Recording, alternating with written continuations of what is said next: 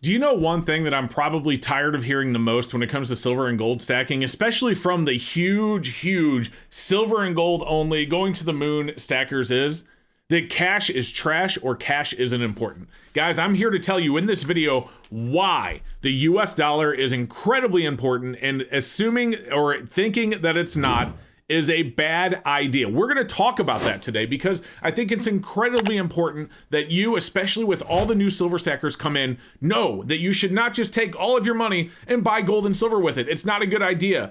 Buying gold and silver, good idea. Giving every dollar you have for gold and silver, bad.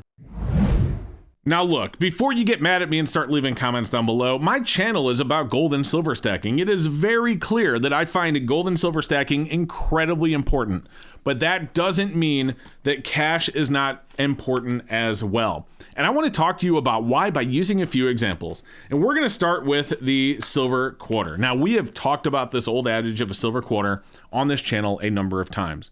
And let me tell you, before we tell you the adage, if you just don't happen to know it, the majority of you probably do, is that if you were to travel cross country, say for a family vacation or a trip or whatever it may be, and your plan was to just use gold and silver, chances are you're going to find yourself stranded on the side of the road. The only way that that's not true is because to take gold and silver on a road trip with you to pay for all of your hotels, all of your gasoline, all of your food, it's not the silver that you are going to be using to buy the food, to buy the gas, to pay for the hotel.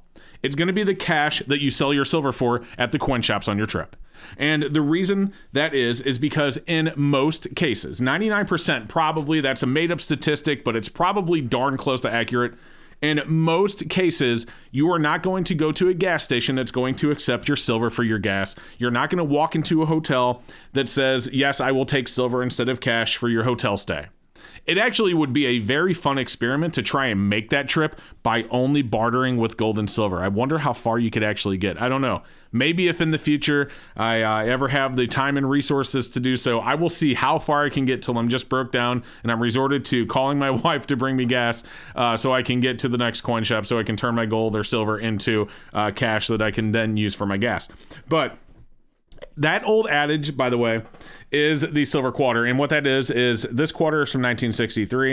And in 1963, you could take and get a gallon of gas roughly for this quarter. And today you can still get a gallon of gas for this quarter, except there's one problem with that old adage. Like I just said, you're not getting a gallon of gas with this quarter. You're getting a gallon of gas with the cash that you just turned this quarter into. Now, you can't put all of your money into gold and silver. Gold and silver historically have been a very good hedge against inflation. We just talked about it. In fact, if you would have been buying silver back in like the early 2000s or in the 90s, you'd be really happy with that investment today. In fact, that's the reason I have, not including this quarter, exactly 100 ounces of silver in front of me. This $500 would have bought me 100 ounces of silver when I first started stacking. Today, the same 100 ounces of silver, not including premiums, would cost me $2,300, and with where premiums are today, probably closer to $2,700 to $2,800 for the same silver that when I started stacking, I could buy for $500. Now, you might be thinking, oh, well, yeah, if we could have all bought silver back in the 70s. No, listen, I'm a millennial. Like, I'm not that old. I was buying silver back in the early 2000s for $4.50 to $5 an ounce, plus, a little bit of a premium, but not much. Maybe if silver was trading for $5, you could get 1 ounce silver rounds for $5.50. Still 10%, but you get my point. It wasn't very long ago, but if you would have been buying silver in 2011 and you're listening to me today telling you that silver is a good hedge against inflation, you're probably looking at me like an idiot or a liar. And that's because in 2011, silver was trading for $50 an ounce. If you would have taken all of your money in 2011 and put it into silver and then wanted to sell it today, you would only get half of that cash back. So you cannot expect silver and gold to always go up, and you cannot expect silver and gold to be where it needs to be when it comes time to sell. And that's the problem. We can talk about silver's endgame in a future video and what your plan is with silver at the end of all of your stacking, at the end of your journey. We can talk about what your endgame is with silver in a future video. But for now, if you were to put all your gold and silver, all your money into gold and silver, and you didn't have any cash on hand, you didn't have any savings, you didn't keep any cash with you, whatever it may be, outside of being able to pay your monthly rent, or whatever, like let's just say all of your excess savings you just put in the silver. and you just use your paycheck to pay your mortgage, and whatever's left, you put it in the silver, and then you wreck your car and you have a huge deductible, or you get sick.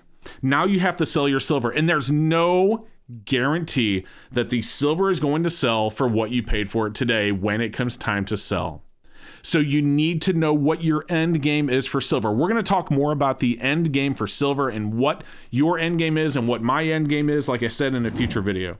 But you need to know what your end game is, and you need to plan accordingly for any emergency issues. So I have said this in other videos before. It is incredibly important to make sure you have cash, to make sure you have enough to cover 6 months worth of emergency if you can do it, before you start heavy stacking in the silver. Now, I'm not saying you shouldn't buy any silver at all if you're not there. Maybe you put a little bit aside into your savings, and let's say you have $200 you want to add to savings. You put $100 in cash in yours. And guys, keep in mind, before I say this is not financial advice. I'm not a financial advisor. Do not take this as financial advice. Obviously, seek professional financial advice, blah, blah, blah. I am just a guy on YouTube talking about silver. But let's say at the end of all of you get all your paychecks for the month, and at the end of the month, you have $200 left to put into savings. You put $100 into your cash savings, put $100 into gold or silver. At least that's what I would do.